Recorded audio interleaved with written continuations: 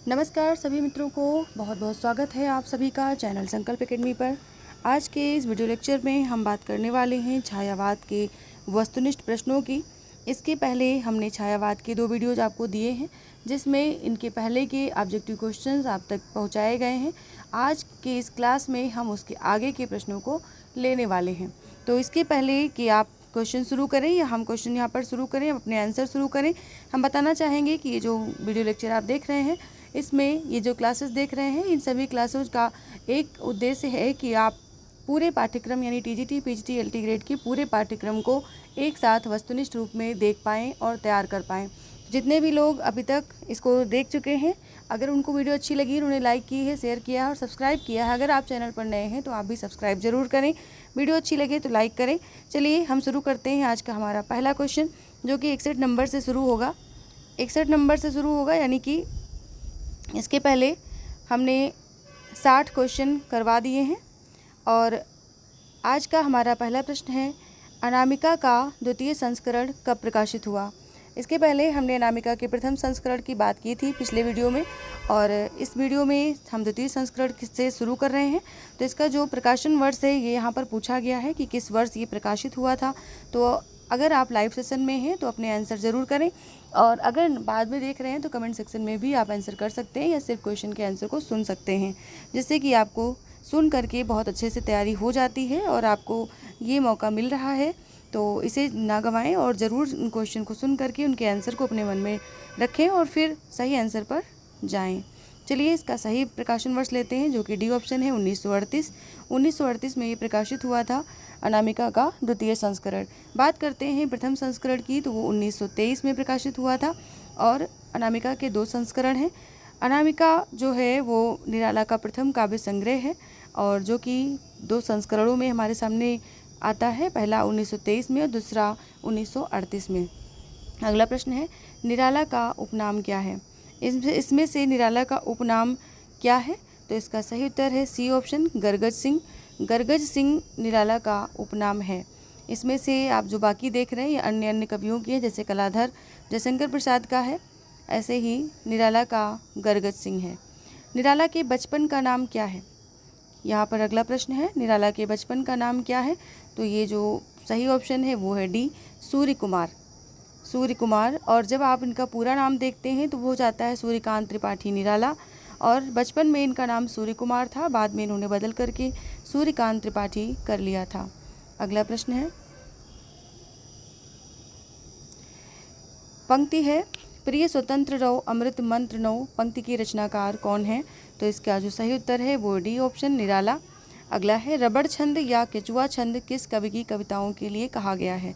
इन्होंने जो छंद यानी मुक्त छंद जो इन्होंने प्रवर्तित किया है, उस छंद के बारे में लोगों ने अलग अलग प्रकार के नाम रख दिए, जिसमें से कुछ लोगों ने इसको रबड़ छंद कहा, कुछ ने केचुआ छंद कहा।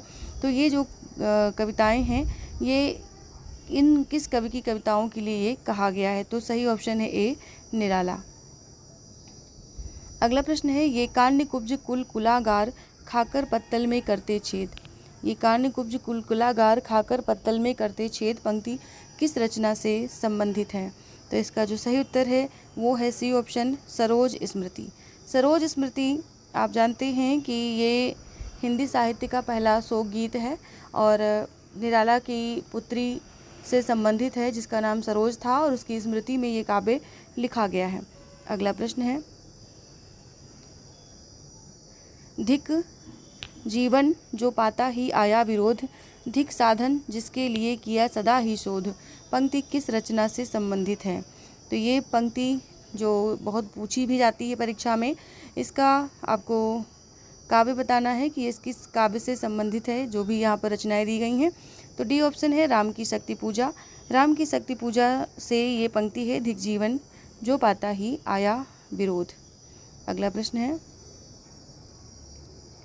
निराला की कविता जूही की कली पर अश्लीलता का आरोप लगाकर किसने छापने से मना करके वापस कर दिया था।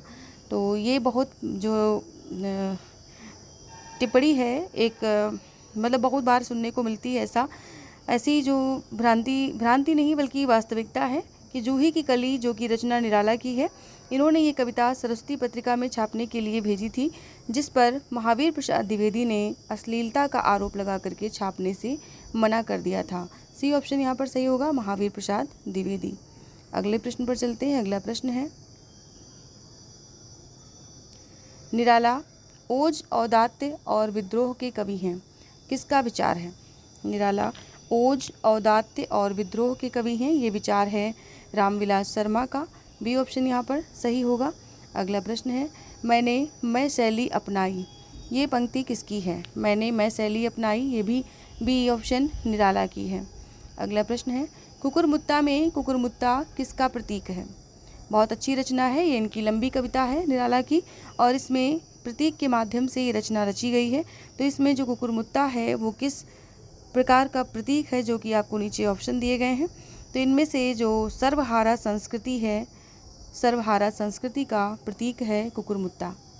अगला प्रश्न है, तुलसीदास खंड काव्य में कितने छंदों का संयोजन है?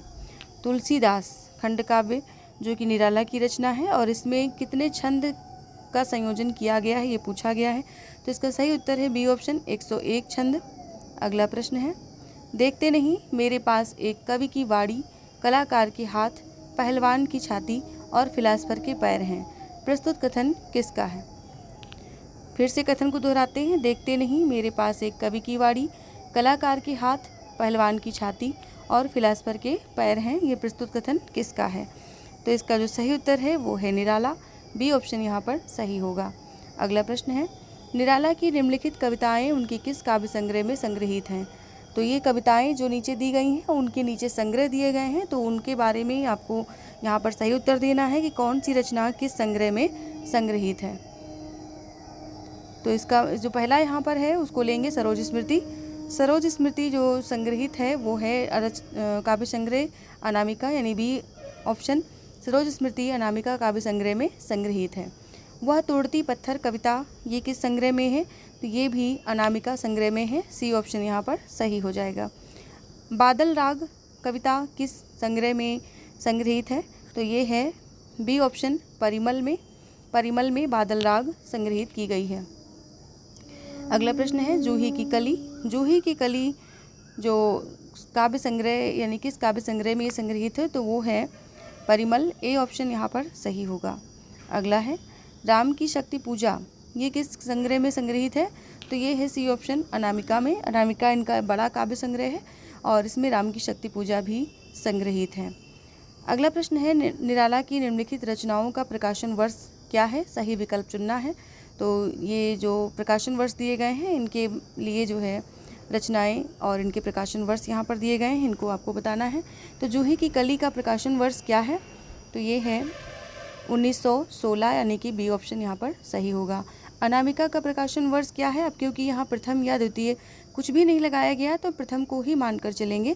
तो अनामिका का प्रकाशन वर्ष जो है वो 1923 है, यानी कि बी ऑप्शन यहाँ पर सही होगा। राम की शक्ति पूजा का प्रकाशन वर्ष 1936, यानी कि सी ऑप्शन है।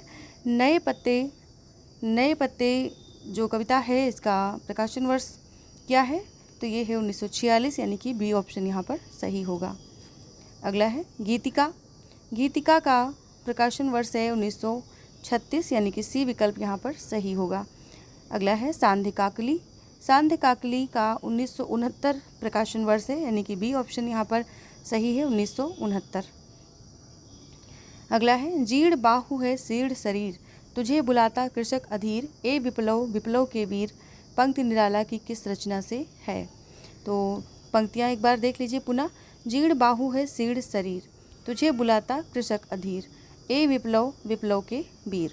तो यहाँ पर ये पंक्ति पूछी गई है किस रचना से है? तो इस रचना का नाम है बादल राग, यानी बी ऑप्शन यहाँ पर सही होगा।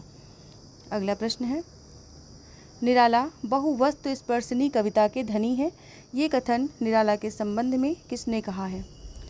निराला बहुवस्तु स्पर्शनी कविता के धनी हैं, ये कथन कहा है रामचंद्र शुक्ल, यानी डी ऑप्शन, आचार्य रामचंद्र शुक्ल जी ने। अगला प्रश्न है, राम की शक्ति पूजा का मूलाधार है, जो रचना निराला की है राम की शक्ति पूजा, इसका मूल आधार क्या है? तो इसका मूल आधार है कृत्तिवास रामायण, यानी कि सी ऑप्शन यहाँ पर सही होगा। अगला है, निराला अपना आध्यात्मिक गुरु किसे मानते थे? निराला अपना आध्यात्मिक गुरु किसे मानते थे? तो इसका जो सही उत्तर है वो है स्वामी विवेकानंद, यानी कि सी ऑप्शन सही होगा, विवेकानंद को। अगला प्रश्न है, विधवा को इष्टदेव के मंदिर की पूजा सी किसने माना? विधवा को इष्टदेव के मंदिर की पूजा सी किसने माना? तो ये माना है निराला ने, डी ऑप्शन। ये पंक्ति भी इनकी है और ये निराला के द्वारा माना गया है। अगला प्रश्न है, राम की शक्ति पूजा में निराला की किन 2 कविताओं का सार तत्व समाहित है? राम की शक्ति पूजा में किन्हीं 2 कविताओं का सार तत्व समाहित है जो दोनों निराला की हैं, तो वो रचनाएं कौन सी हैं? तो ये बताना है। तो सारे ऑप्शन आपके सामने हैं, इसमें सही ऑप्शन को हम लेंगे। तो जागो फिर एक बार और तुलसीदास, ये 2 रचनाएं जागो फिर एक बार और तुलसीदास, इन 2 रचनाओं का सार तत्व राम की शक्ति पूजा में समाहित किया गया है। अगला प्रश्न है, हिंदी का शोक गीत किस रचना को कहा जाता है? तो हिंदी का जो शोक गीत, खासकर प्रथम शोक गीत माना जाता है, तो ये कहा जाता है सरोज स्मृति को, डी ऑप्शन। निराला जी ने अपनी पुत्री सरोज के आकस्मिक निधन पर यह शोक गीत लिखा था सरोज स्मृति के नाम से, जो कि हिंदी साहित्य में बहुत ज़्यादा पसंद किया गया। निराला ने निम्न में से किन पत्रों का संपादन किया है? किन पत्रों का संपादन किया है इनमें से? तो इसका जो सही उत्तर है वो है मतवाला और समन्वय, यानी कि सी ऑप्शन यहाँ पर सही होगा। अगला प्रश्न है, अमीय गरल सस सीरक रविकर, सीरक यहाँ पर है, सीकर होना चाहिए। अमीय गरल सस सीकर रविकर राग विराग भरा प्याला, पीते हैं जो साधक उनका प्यारा है मतवाला। उपरोक्त पंक्तियाँ किस पत्र के मुख पृष्ठ पर मोटो के रूप में लिखी होती थी? किस पत्र पर ये लिखी होती थी? तो ये पत्र था मतवाला, सी ऑप्शन। मतवाला पत्र के मुख पृष्ठ पर ये मोटो लिखा होता था कि अमीय गराल सस सीकर रविकर राग विराग भरा प्याला, पीते हैं जो साधक उनका प्यारा है मतवाला। बालकृष्ण शर्मा नवीन के द्वारा लिखा लेख भावों की भिड़ंत में सिद्ध किया गया कि निराला की बहुत सी कविताएं रविंद्रनाथ ठाकुर की कविताओं की नकल हैं। ये लेख किस पत्रिका में प्रकाशित हुआ? तो ये लेख जो प्रकाशित हुआ, ये प्रकाशित हुआ है प्रभा पत्रिका में, सी ऑप्शन। प्रभा पत्रिका में बालकृष्ण शर्मा नवीन ने भावों की भिड़ंत नामक लेख लिखा, जो कि निराला की कविताओं को रविंद्रनाथ ठाकुर की कविताओं की नकल सिद्ध करता है। अगला प्रश्न है, सुमित्रानंदन पंत के बचपन का नाम क्या था? तो इनका जो बचपन का नाम था वो था गुसाई दत्त। सूर्य कुमार बचपन का नाम निराला का था। कलाधर जयशंकर प्रसाद लिखते थे। गरगज सिंह निराला का नाम था और यहाँ पर गुसाई दत्त बचता है, जो कि सुमित्रानंदन पंत के बचपन का नाम है। प्रकृति का सुकुमार कवि किसे कहा जाता है? प्रकृति का सुकुमार कवि पंत को कहा जाता है, ए ऑप्शन यहाँ पर सही होगा। अगला प्रश्न है, पंत की प्रथम कविता गिरजे का घंटा कब प्रकाशित हुई थी? गिरजे का घंटा कब प्रकाशित हुई थी? इसका जो सही उत्तर है वो है बी ऑप्शन, 1916। 1916 में ये पंत की प्रथम कविता गिरजे का घंटा प्रकाशित हुई थी। अगला प्रश्न है, पंत को किस रचना पर ज्ञानपीठ पुरस्कार प्रदान किया गया? पंत को ज्ञानपीठ पुरस्कार से सम्मानित किया गया है। वो रचना कौन सी जिस पर इनको ज्ञानपीठ से सम्मानित किया गया है? वो रचना है चिदम्बरा, यानी कि डी ऑप्शन यहाँ पर सही होगा। चिदम्बरा पर इनको ज्ञानपीठ पुरस्कार दिया गया है। 1968 में ये प्रदान किया गया था, 1968 में। अगला प्रश्न है, निम्न रचनाओं में से कौन सी रचना छायावादी नहीं है? जो रचनाएं ऑप्शन में दी गई हैं इनमें से कौन सी रचना है जो छायावादी नहीं है? तो ये रचनाओं में से छायावादी रचना नहीं है, डी ऑप्शन युगांत। युगांत रचना जो है वो छायावादी ना होकर के बल्कि प्रगतिवादी रचना है, जो कि 1936 में प्रकाशित हुई थी। इसका जो प्रकाशन वर्ष है वो है 1936। और बाकी सभी रचनाएं ग्रंथि, पल्लव, गुंजन, ये सभी पंत की रचनाएं हैं और ये सभी छायावाद से संबंधित हैं, छायावादी रचना है। देखिए, पंत जी जो हैं उन्होंने प्रगतिवादी, प्रयोगवादी और छायावादी रचनाएं तीनों को सामंजस्यपूर्ण लिखा है और इनकी रचनाओं से इसलिए ये प्रश्न ऐसे बनते जरूर हैं कि ये रचना किस वाद से संबंधित है। जैसे कि युगांत जो है वो प्रगतिवादी रचना मानी जाती है। तो ऐसे प्रश्नों को पाने के लिए आप चैनल पे बने रहें। नेक्स्ट वीडियो रात 9 बजे कल फिर से प्रसारित की जाएगी और आप सभी का सहयोग अपेक्षित है। वीडियो अच्छी लगे तो लाइक ज़रूर करें, शेयर करें, चैनल सब्सक्राइब करें, साथ में अपने कमेंट हमारे तक ज़रूर पहुंचाएं। किसी भी क्वेश्चन में कोई भी डाउट हो आप कमेंट सेक्शन में उसको पूछ सकते हैं।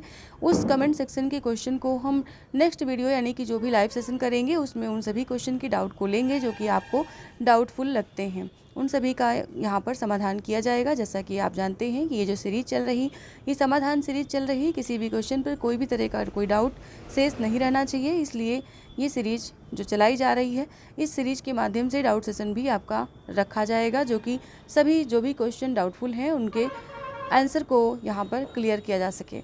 चलिए नेक्स्ट वीडियो कल रात 9 बजे फिर से आएगी। तब तक के लिए आप सभी से विदा चाहती हूँ। धन्यवाद आप सभी का, बहुत बहुत आभार। गुड नाइट, शुभ रात्रि, शुभ संध्या।